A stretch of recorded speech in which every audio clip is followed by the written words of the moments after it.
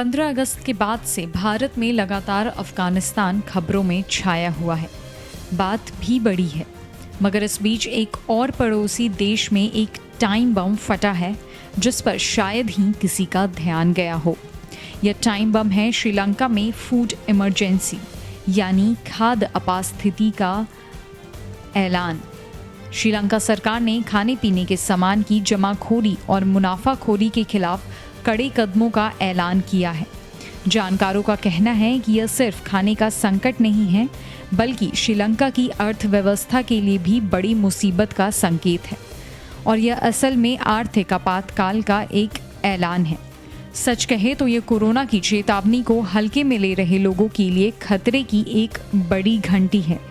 Corona काल में श्रीलंका का पर्यटन उद्योग करीब करीब ठप हो गया और वह जिन चीज़ों के निर्यात पर निर्भर था उसमें भी बहुत गिरावट आई। विदेशी निवेश न सिर्फ कम हुआ, बल्कि विदेशी निवेशकों ने शेयर बाजार से भी बड़ी मात्रा में पैसा निकाला है। इन दोनों का असर था कि विदेशी मुद्रा बाजार में डॉलर के मुकाबले श्रीलंकाई रुपए की कीमत में तेज गिरावट आई है। इस साल अभी तक श्रीलंका में अमेरिकी डॉलर 7.5% से ज़्यादा महंगा हो चुका है। उधर सिर्फ अगस्त के महीने में ही श्रीलंका में महंगाई दर में 6% का उछाल आया है। बाजार में दाम का जायजा लेने से पहले यह जानना ज़रूरी है कि एक भारतीय रुपए में 2.75 श्रीलंकाई रुपए आते हैं और $1 की कीमत श्रीलंका में 200 रुपये से ज़्यादा हो चुकी है। कोलंबो की एक वेबसाइट ने महंगाई का आलम दिखाने के लिए कुछ चीज़ों के अगस्त 2020 और अगस्त 2021 में दाम बताए हैं।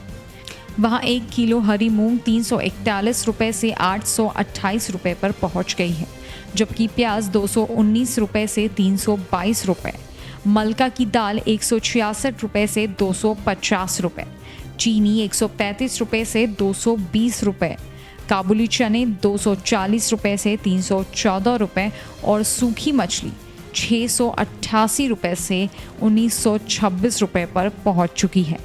जाहिर है ज़्यादातर चीज़ों के दाम 30 से 200% तक बढ़ चुके हैं। दाम बढ़ने के साथ ही चीज़ों की किल्लत भी होने लगी है और अंतर्राष्ट्रीय मीडिया ने खबरें दी है कि दुकानों के बाहर लंबी लाइनें दिखाई पड़ रही है। किल्लत की सबसे बड़ी वजह है कि श्रीलंका अपनी ज़रूरत का ज़्यादातर सामान आयात करता है और इस वक्त उसके पास आयात के लिए विदेशी मुद्रा काफ़ी कम होती जा रही है। नवंबर 2019 में जब राजपक्षे सरकार बनी थी, तब देश के पास करीब 7.5 अरब डॉलर की विदेशी मुद्रा भंडार था। इस साल जुलाई के अंत तक यह गिरकर सिर्फ 2.8 अरब डॉलर रह गया है और उसके बाद भी देश से पैसा निकलने का सिलसिला जारी ही है। इस सरकार के दौरान श्रीलंका की मुद्रा की कीमत लगभग 20% गिर चुकी है। कोर्ट में खाज यह है कि दुनिया भर के बाजारों में कमोडिटी की कीमतें उछाल पर हैं। इसी का नतीजा है कि देश के निजी बैंकों ने यह कह दिया है कि आयातकों को देने के लिए अब उनके पास डॉलर नहीं बचे हैं और अब पिछले 2 हफ्तों से तो सरकारी अफसर अनाज और चीनी के गोदामों पर छापे मारकर उनके स्टॉक भी जब्त करने लगे हैं। खबर यह है कि अब तक 1000 से ज़्यादा छापे मारे जा चुके हैं। साथ ही राशन के दाम भी तय किए जा रहे हैं और मंगलवार को तो राष्ट्रपति राजपक्षे ने बाकायदा आवश्यक वस्तुओं के दामों पर नियंत्रण का आदेश जारी कर दिया है। यह संकट कोरोना के साथ ही आया था। अभी भी 2.1 करोड़ की आबादी वाले इस देश में हर रोज़ करीब 200 कोरोना के मामले सामने आ रहे हैं। अभी देश में 16 दिन का कोरोना कर्फ्यू लगा हुआ है, जो आज ही खत्म होना था। कोरोना काल में ही देश से निर्यात पर भी बहुत बुरा असर पड़ा।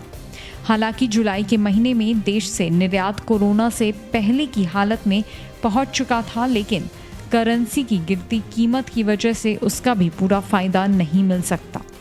दूसरी तरफ विदेश से आ रहे सामान का बिल भरना भी भारी मुश्किल है। इसीलिए कोरोना संकट शुरू होने के साथ ही ज़्यादातर गैर ज़रूरी चीज़ों और खाने पीने की चीज़ों को भी आयात पर पाबंदी लगी हुई है। हाल ही में सरकार के एक मंत्री ने अपील की है कि लोग तेल बेचने के लिए गाड़ियां कम चलाएं।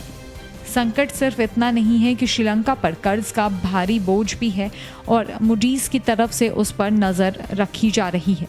मूडीज का अनुमान है कि अगले 4-5 साल तक सिर्फ कर्ज और ब्याज भरने के लिए ही श्रीलंका को हर साल 4 से 5 अरब डॉलर की ज़रूरत पड़ेगी और उस आशंका है कि इसमें भी वह चूक कर सकता है। ऐसी हालत में पड़ोसी देशों से श्रीलंका को काफ़ी राहत मिली है। इतिहास में पहली बार बांग्लादेश ने श्रीलंका की आर्थिक मदद की है, अपने विदेशी मुद्रा भंडार से उसे करेंसी देकर। इससे पहले दक्षिण कोरिया और चीन ने श्रीलंका 50-50 करोड़ डॉलर का कर्ज ले चुका है और चीन के सेंट्रल बैंक ने उसके साथ 1.5 अरब डॉलर का वैसा ही करेंसी स्वैप समझौता किया हुआ है जैसा बांग्लादेश ने किया। श्रीलंका ने जून में भारत से भी 10 करोड़ डॉलर कर्ज लिया और साथ ही अगस्त में उसे भारतीय रिजर्व बैंक से मिलने वाले 40 करोड़ डॉलर के करेंसी स्वैप के साथ ही भारत ने इसी तरह 1 अरब डॉलर और देने की मांग की है। श्रीलंका गहरी मुसीबत में है और किसी भी अच्छी पड़ोसी के तहत भारत को इस वक्त उसकी मदद करना चाहिए। यह भी नहीं भूलना चाहिए कि अगर भारत की तरफ से हीला हवाली हुई तो चीन मौके का फ़ायदा उठाने के लिए तैयार बैठा है। और साथ ही यह भी ध्यान रहे कि जल्द ही अफ़गानिस्तान और पाकिस्तान से भी इसी तरह के खाद्य संकट की खबरें आ सकती हैं।